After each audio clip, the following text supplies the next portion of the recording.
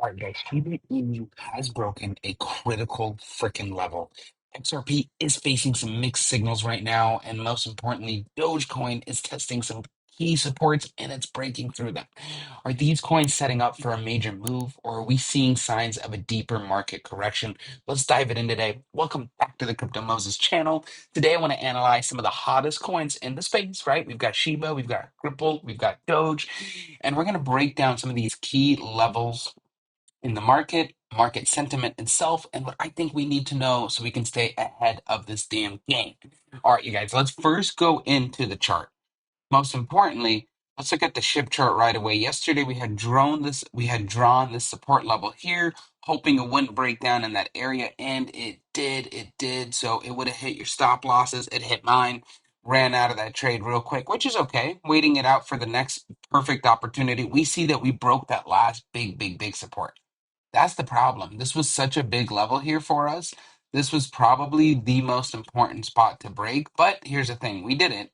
And in not a good way, right? But since it has broken that spot, what you're going to want to do now is wait for a good position for it to kind of sustain itself.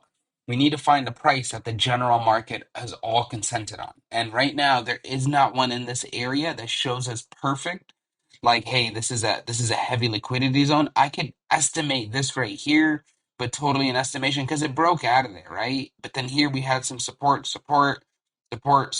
Nothing had turned resistance, and I usually want it to do both. I want it to become support and resistance.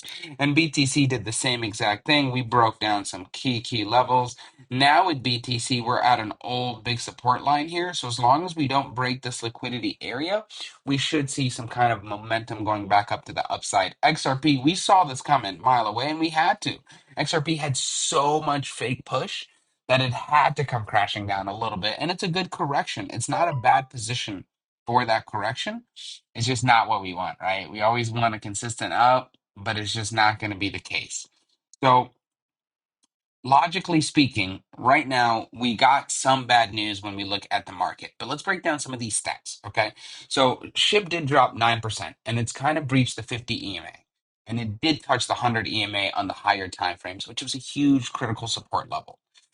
This move does signal a shift in the full market sentiment, and it is turning it into a negative shift. We are right now very bearish, right? What you're going to want to watch for here is this diminishing bearish volume, and it could indicate a reversal here sooner than later. If we keep breaking some of those support levels that we have upcoming, I mean, the next one is far, right? The next one is really far. The next one is what? Mhm.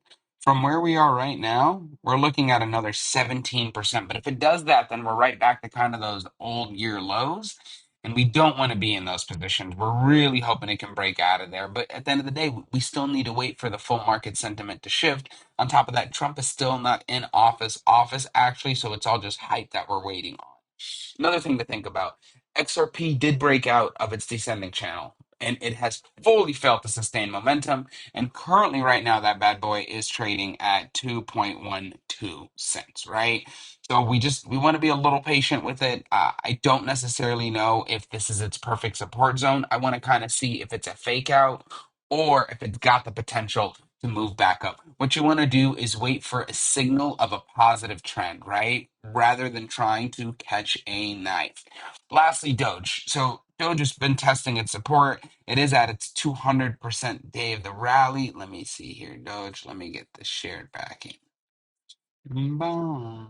Okay, guys. So Doge, we can see that thing just tumbled, but it needed to. It really needed to. On the total, it's down 40%. You know, it's a big number. I feel bad for my boy Dogecoin Millionaire. I know that kind of sucks, bro. I'm really sorry. But you know what? I still have faith. I'm still patient, and I'm waiting to see if it stabilizes here. It looks like a fifth wave, but again, I never, ever want to use the Elliott waves as my main determining factor because they're just so hard to draw. Like this could have been the third wave, and I see many tubers will just draw and say that's it. That's not the case. That's not always the case. Usually, I feel like Elliott wave is a lagging indicator as well. And the only way it might not be in some cases is if you have a predestined strategy already and you can use the Elliott wave to give you a better rationale on that direction. Because like right now, this is where I could see a three. Maybe we'll get a little bit of a bounce up and then a flip. And again, I don't know, right? Because Elliott wave is a lot more difficult to check. Now, another thing too is usually in an Elliott wave, what it would be is a five wave count up, right? And then an ABC for that correction, and then a restart of the five wave. So it could have been that as well, right? If we do it the other way, what would this be here? It would be, there we go. It would just be in, so we got the fifth wave here. So we've got the A wave, the B wave, and then maybe the C wave. And then at that basis, are we now about to do another five wave count? That's what makes Elliott wave so damn difficult, right? It's just, it's, you're predicting something without a guarantee. What we could do is use the, where are we at? The fib retracement and see if it is at the right level. But again, fib retracement is also going to be fib retracement's goal is to give you a prediction of where it should go based on previous key levels, and it does work. It works very, very well on the higher time frames. So I definitely always recommend at least using those to your advantage. Now, key things to understand from today's video. One, we know that the market sentiment is bearish right now, so you don't want to be chasing longs or trying to catch a falling knife.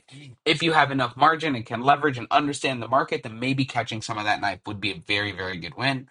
Now, most important to understand is while you're being patient, do not let the markets control your emotions. Just be patient, see what happens in the next day or two, relax a bit, and follow your trade plan. Do not just jump in. Okay. I do hope that this was very, very helpful today for everybody. Smash that like button, you guys. Make sure you're subscribed and turn on the notification bells. Also, for Crypto Tax Solution, as you guys know, Mr. Donald T is going to be dropping some hard rules. There's also a new rule out for the taxes. Please check out blockchain management. I've got the link below.